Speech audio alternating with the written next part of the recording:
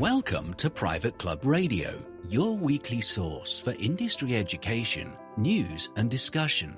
Broadcasting from Tampa, Florida, ladies and gentlemen, here is your host, Gabriel Aloisi. Have you ever wanted to start something new, but you just couldn't get it off the ground? Whether you were paralyzed by paralysis of analysis, or maybe you feared the consequences, or maybe you didn't want to take a risk. It's a feeling that a lot of us have had at one time or another. All of us have it. But how do you get over it? That's what we're going to explore a little bit on today's episode.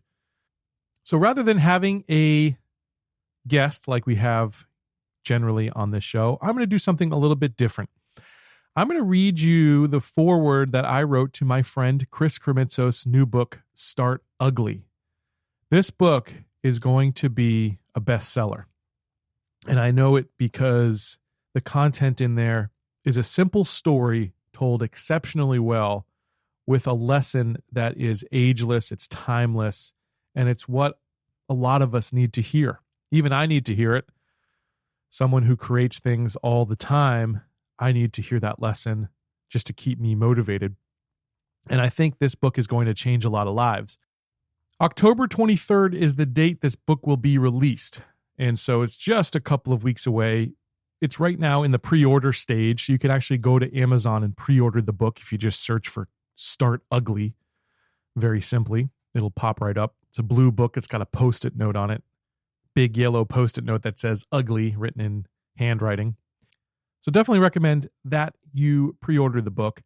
And I'm going to give you a little sneak peek of what's inside in terms of my foreword at least. And if you don't know my backstory, I think you'll enjoy it.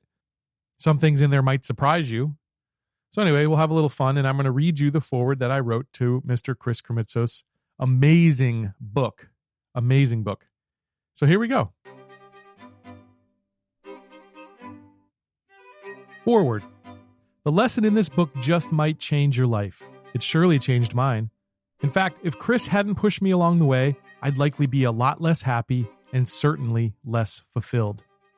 I would have probably given up years ago, or worse yet, never tried. Change is scary. Most of us are too afraid to step into a new opportunity, innovate, or simply change our habits because we're afraid of failure. That fear is built into our DNA. It's normal to feel it. In fact, it would be strange if you didn't. I know I have, many times. Heck, I still do. About 5 years ago, Chris asked me to present at one of his business symposiums. I had never spoken to an audience for any length of time, and I was deathly afraid of public speaking. I told Chris I didn't think I had it in me. He knew my content, however, and he told me it was so valuable that folks would still embrace the message even if my performance was lacking. I knew public speaking was the way to get my message out to more folks, to build my business and help others. Still mortified, I decided to team up with a co-presenter. It was the only way I could do it. Over the next few weeks, I prepared my content. I also prepared myself. My mirror became my audience. I learned what a power pose was. I practiced the calming breath that I had learned when my wife had our first child to ease my anxiety. Finally, the day came, and I felt I was as prepared as I could be. There were a few speakers that morning, and I studied how smoothly they spoke and carried themselves. I admired that. I told myself over and over in my head that I could do it. Just relax, I told myself. I started to feel relatively confident. That quickly changed. Between sessions, as I was getting mic'd up by the sound guy, I saw the camera. I looked at the seats. Suddenly, I felt very warm. My mouth dried up. I started to sweat. I thought to myself, oh, no. Breathe. Just breathe. I looked at my co-presenter. She was just as nervous as me, and she muttered something to that effect, which I barely processed because my body was going into fight or flight mode. Before I could have an all-out panic attack, our names were called and we were walking up to the stage. Like it or not, this was happening. My co-presenter started, and a few minutes later, it was my turn. I barely got the words out. I stumbled multiple times. I completely bombed. Or so I thought. The thing is, my content was good. In fact, people came up to me afterwards telling me how much they enjoyed it. A friendly guy named Scott told me how much he agreed with my talking points. Chris had been right. I just needed to start. I could refine it later, but I needed to start.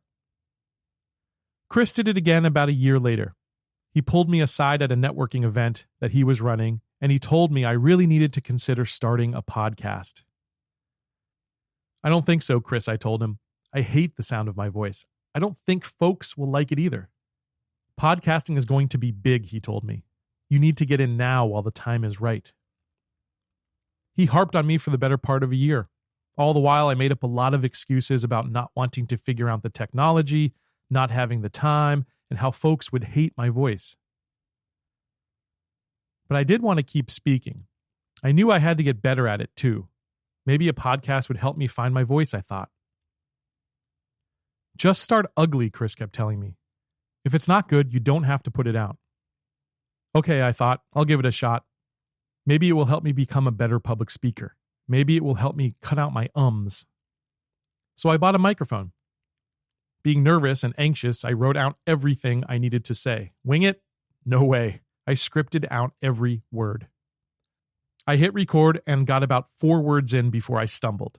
It took me about 25 takes, reading and rereading every line to get my first 8-minute podcast recorded. It took another 3 hours to edit it.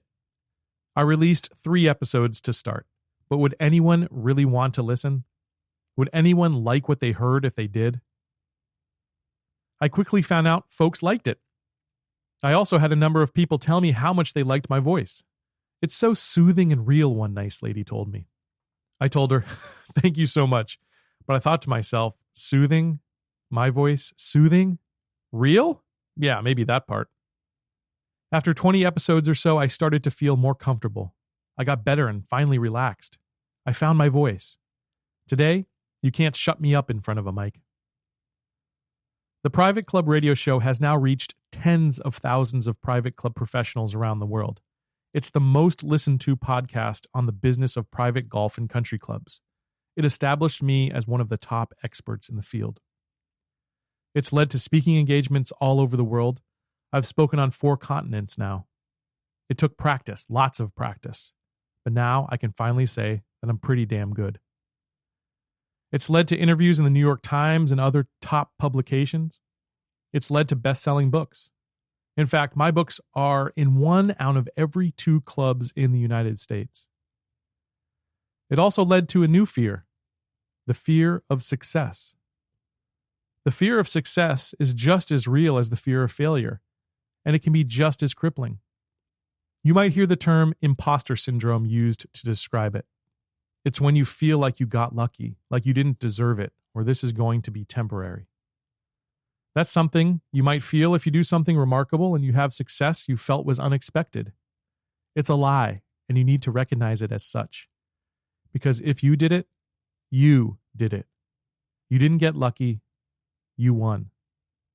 If I'm being honest, I still struggle with it occasionally.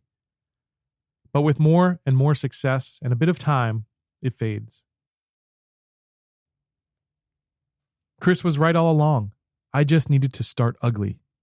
You do too. Most folks don't try because they're afraid to fail. They're paralyzed by it. But some ideas just need to be brought to life. And you are the person that needs to do it. You are their creator. Your ideas need you. Don't let them down. Godspeed. Well, I hope you enjoyed that little piece of Start Ugly, and I hope you'll go out and buy the book. And if you know someone who's struggling out there, who wants to start something new, buy them a copy. It'll change their life, I promise. I'll catch you back here next week on Private Club Radio. And until then, here's to your membership success. Private Club Radio is brought to you by Concert Golf Partners, helping to preserve and enhance private golf and country clubs. Visit concertgolfpartners.com to learn more about the recapitalization process.